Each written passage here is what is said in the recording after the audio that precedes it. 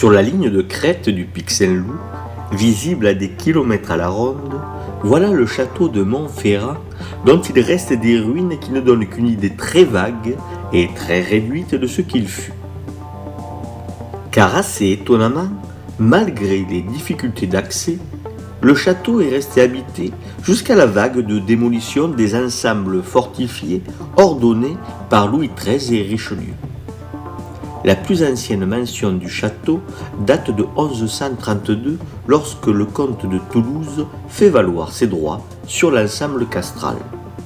Le XIIe siècle est le grand siècle castral.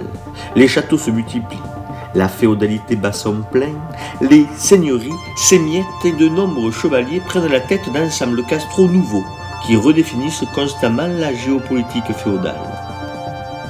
Hélène de Bax a bien étudié les liens qui unissaient les élites guerrières entre elles et donne un aperçu très documenté d'une société profondément féodalisée. Le château de Montferrand est tenu par le comte de Melgueil qui a prêté serment pour ce château au comte de Toulouse.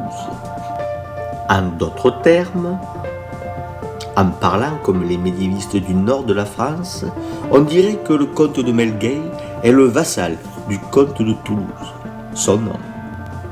Cela l'oblige à un ensemble d'obligations dont le secours en cas de guerre et surtout l'obligation de ne pas empêcher le comte d'entrer dans ce qui est son château au demeurant.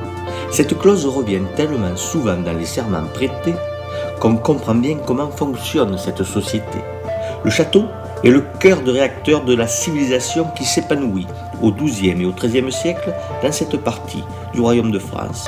Civilisation que viendra fracasser la croisade des Albigeois.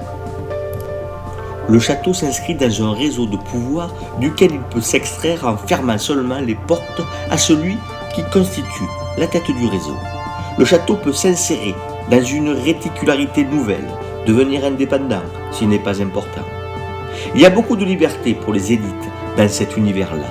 Et on imagine bien combien, perché sur cette crête, exposé journellement à un paysage d'une telle profondeur, le seigneur du lieu a pu être tenté de se prendre pour le maître du monde.